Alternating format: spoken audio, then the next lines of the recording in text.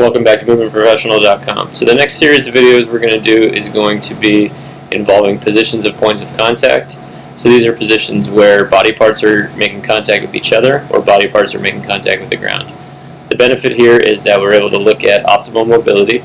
So you can really just eyeball if somebody has the mobility necessary to get into this position by seeing if they're making points of contact in all the areas that they're supposed to. And if they're not, then you just fill in the space with different props, which I'll demonstrate in the videos to follow. The other piece here is the more points of contact you have, the more your body is going to feel stable and able to rest into a stable position. And then from there, you will have control to activate different deep stability muscles. So positions we're going to look at are the narrow base deep squat, the child's pose, the Z-sit or 90-90 position, and the long sit against the wall. So our first point of contact position is the narrow base deep squat.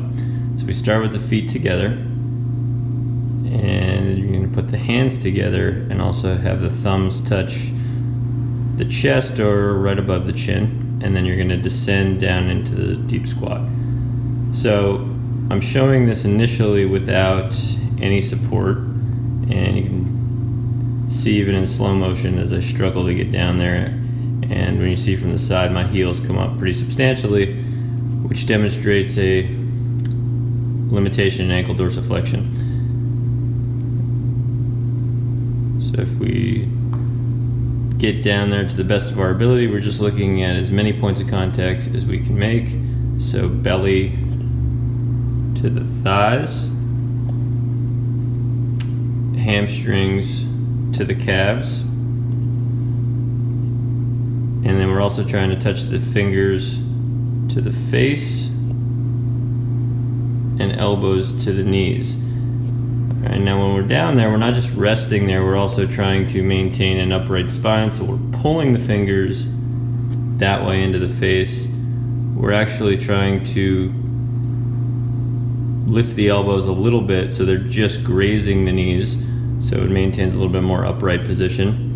And I'm actively trying to push my heels down, so I'm trying to move into a downward direction with the heels and maintaining as much of an upright position as I can, and also breathing plays a big role when you get down into this position. So I wouldn't want to spend too much time in this position because of my lack of ankle mobility, or it might put some strain on the knees or the ankles, and I'm just not going to be in a well-supported, stable position. So moving forward, what I can do is get some support. So I'll use a foam wedge, elevate my heels, and then it's much easier to drop down because now I have the point of support of the foam wedge to keep me stable. Alright, so now the points of support are heels on the wedge, thighs on the calves, thumbs now on the nose, and I just lifted the elbows, but the elbows can also be on the knees, and you can spend some time in that position breathing. So once you find a stable position with as many points of contact as you can make using support, or if you just have the mobility to get there, then you breathe. Inhale through the belly, and your belly in this case should try to push on the thighs. You're also trying to inhale downward into the pelvic floor, and then on the exhale you just get skinny. All the air comes out of the balloon, pelvic floor comes up, belly comes in. Use the exhale to try to get tall and long through the spine as much as possible.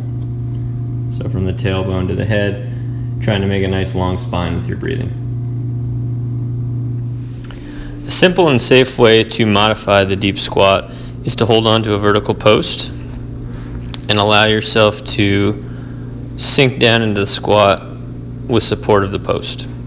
Once you're down at the bottom, you can pause, you can breathe your belly into your thighs, you can shift your weight forward and back, assessing your ankle mobility, and you can also pull yourself into a more upright torso.